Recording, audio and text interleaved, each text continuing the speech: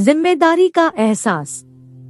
27 साल का राधे आज भी 8 बजे तक सो रहा था। उसके पापा सुरेश उसके कमरे में जाते हैं और राधे को सोता देखकर गुस्से से दरवाजा पटकते हुए कैमरे से बाहर निकल आते हैं।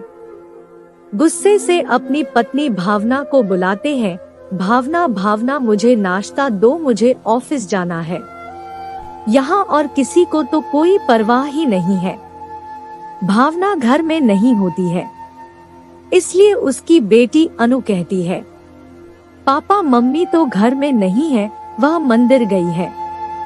रमेश गुस्से से, ठीक है, मुझे जल्दी से नाश्ता दो, मुझे ऑफिस के लिए लेट हो रहा है। अनु रमेश को नाश्ता देने के लिए आती है और रमेश को गुस्से में देखकर बोलती है, पापा क्या हुआ है? रमेश, कुछ नहीं बेटा। अनु समझ गई थी कि पक्का भाई अभी भी सो रहे हैं। राधे के पास इंजीनियरिंग की डिग्री होते हुए भी राधे इधर उधर अपने दोस्तों के साथ बेरोजगारों की तरह घूमता रहता था, जो रमेश को बिल्कुल भी पसंद नहीं था। 25 साल की अनु भी ग्रेजुएशन कंप्लीट कर चुकी थी। अनु तो चाहती थी कि वह नौकरी करे, लेकिन उसकी माँ भावना अनु को नौकरी नहीं करने देती थी। अगर अनु नौकरी करने बाहर जाएगी तो पड़ोस के लोग क्या कहेंगे कि जवान बेटा घर में होते हुए भी बेटी इधर उधर नौकरी करती घूमती है।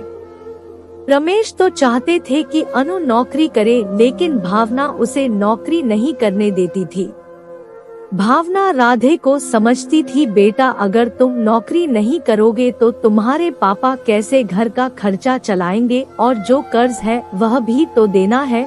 हमारा घर भी गिरवी रखा हुआ है, और तुम्हें तो पता ही है कि पड़ोस के और जान पहचान के लोग हमें कितना सुनते हैं। तुम्हारी बहन भी शादी करने को है, अगर तुम नौकरी नहीं करोगे तो हम अनु की शादी कैसे करेंगे? राधे चुपचाप अपनी माँ की बातों को सुन लेता और जो भी खाने को मिल जाता खा लेता और अपने दोस्तों के साथ घूमने निकल जाता। एक दिन भावना राशन की दुकान पर राशन लेने जाती है तो उसे देखकर पड़ोस की औरतें भावना को सुनते हुए कहती है, पता नहीं लोग कब अपनी बेटी की शादी करेंगे। जब तक बेटी 30 साल की ना हो जाए तब तक घर वालों को तो उसकी शादी की कोई फिक्र ही नहीं रहती है। जब लड़की अपनी मर्जी की शादी कर लेती है या किसी लड़के के साथ भाग जाती है, तब वही घर वाले उसे खोजते हैं और उसे ढूंढते घूमते हैं। इससे तो अच्छा यह है कि ऐसी नौबत आते ही उसकी शादी कर दे। भावना पड़ोस की औरतों की बातें सुन रही थी और चुपचाप राशन लेकर घर आ जाती है और अपने कमरे में जाकर बैठ जाती है। जब शाम को रमेश आते हैं तो रमेश से कहती है, सुनो जी, हमें अनु की शादी कर देनी चाहिए। रमेश, क्यों, क्या हुआ? रमेश समझ गए थे कि पक्का किसी न किसी ने भावना से कुछ जरूर कहा है। रमेश ने भावना से कहा, आखिर हुआ क्या है? भावना, आप नहीं जानते हैं, लोग हमारी बेटी को कितना भला बुरा बोलते हैं। रमेश, अरे भावना, लोगों की बातों में आकर तुम अपनी बेटी को ही बोझ समझने लगी हो। भावना, में बोझ नहीं समझ रही हूँ, आप नहीं समझते हैं, अगर उसने कुछ ऐसा वैसा कर लिया या किसी लड़के के साथ शादी कर ली तो हम क्या करेंगे? रमेश, कुछ नहीं, कम से कम उसे लड़के के साथ खुश तो रहेगी। भावना, आप कैसे बाप है जो अपनी बेटी को बढ़ावा दे रहे हैं? रमेश, भावना, मैं वह आप नहीं हूँ जो अपनी बेटी को अपनी झूठी शान के लिए किसी शराबी या जुआरी के गले बंद कर आ जाऊं। और अगर तुम्हें इतनी ही फिक्र है अपनी बेटी की तो क्यों नहीं अपने बेटे को समझती हो कि वह कहीं ठीक से नौकरी करे और उसकी शादी के लिए पैसा इकट्ठा करे और कोई अच्छा सा लड़का देखकर उसकी शादी कर दे। पर अपने बेटे को कभी समझाओगी नहीं, तुम्हारे ही लाड प्यार ने उसे बिगाड़ रखा है। ना कभी मेरी बात सुनता है, ना मेरी बात मानता है। एक मेरी बेटी ही तो है जो मेरी सुनती है और बात को समझती है। और तुम चाहती हो कि मैं उसे किसी ऐसे ही लड़के के साथ शादी कर दूं। मेरे पास जब पैसा हो जाएगा तब मैं शादी करूंगा। लोग क्या कहते हैं, क्या नहीं करते हैं, उससे मुझे कोई फर्क नहीं पड़ता है। अगर लोगों को इतना ही बुरा लगता है तो मुझे लाकर दे दे, पैसे मैं कर दूंगा शादी। गुस्से में रमेश कमरे से बाहर चले गए। भावना की आंखों से आंसू बह रहे थे। दूसरे कमरे में बैठी अनु भी अपने मम्मी पापा की बातों को सुन रही थी। रात के 11 गए थे लेकिन अभी तक किसी ने खाना नहीं खाया था।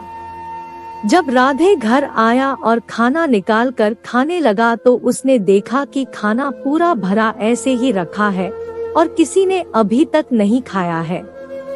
राधे अपनी मम्मी के पास गया और बोला, मम्मी आपने अभी तक खाना नहीं खाया है क्या? भावना की आंखों में आंसू थे। राधे अपनी मम्मी की आंखों में आंसू देखकर बोला, मम्मी आखिर क्या हुआ है, आपको क्यों रो रही है? भावना कुछ भी नहीं बोल रही थी। राधे के बार बार पूछने पर भावना ने गुस्से में कहा, सब तेरी वजह से है, जो भी है मुझे तेरी ही वजह से लोगों की बातें सुनाई पड़ती है। कर्जदारों की तो बातें सुनो, पड़ोस में रहने वालों की तो बातें सुनो और तेरे पापा तो मुझे सुनते ही है। आखिर मैं करूँ तो क्या करूँ? अगर तू अब तक किसी कंपनी में सही से नौकरी करता तो मैं कर्जदारों का भी कर्जा दे देती और अनु की शादी भी कर देती, तो मुझे लोगों की बातें ना सुननी पड़ती। तेरी और अनु की पढ़ाई के लिए जो हमने कर्जा लिया था वह भी अभी तक नहीं दे पाए हैं, घर भी तो गिरवी रखा है, पर तेरे कुछ भी समझ में नहीं आता है। आखिर तेरे पापा कब तक 20,000 की नौकरी में गुजारा करते रहेंगे? घर का खर्चा भी देखना होता है। उसे 20,000 की नौकरी में हम अनु की शादी कैसे कर सकते हैं? पर तुझे कोई फर्क नहीं पड़ता है कि घर में क्या है क्या नहीं है। तुझे जो भी मिल जाना है बस खा लेना है, पूरा दिन अपने दोस्तों के साथ आवारा की तरह घूमना है। भावना की आंखों में आंसू देखकर राधे की भी आंखों में आंसू आ गए और बोला, मम्मी आप मत रोइए, आप जो भी कहेंगी मैं वही करूँगा। मैं कल से ही किसी कंपनी में नौकरी करने लगूंगा और हम कुछ दिनों में अपना घर भी छूटा लेंगे और कर्जदारों का कर्ज भी दे देंगे और अनु की शादी भी कर देंगे। बस आप रोना बंद कर दीजिए। शायद आज राधे को अपनी जिम्मेदारी का एहसास हो रहा था जो उसके पापा 30 साल से निभाते आ रहे थे। आज उसने सारी जिम्मेदारियां अपने कंधों पर लेने का अपनी माँ से वादा किया था और कुछ दिनों में उन जिम्मेदारियों को पूरा भी कर लिया था।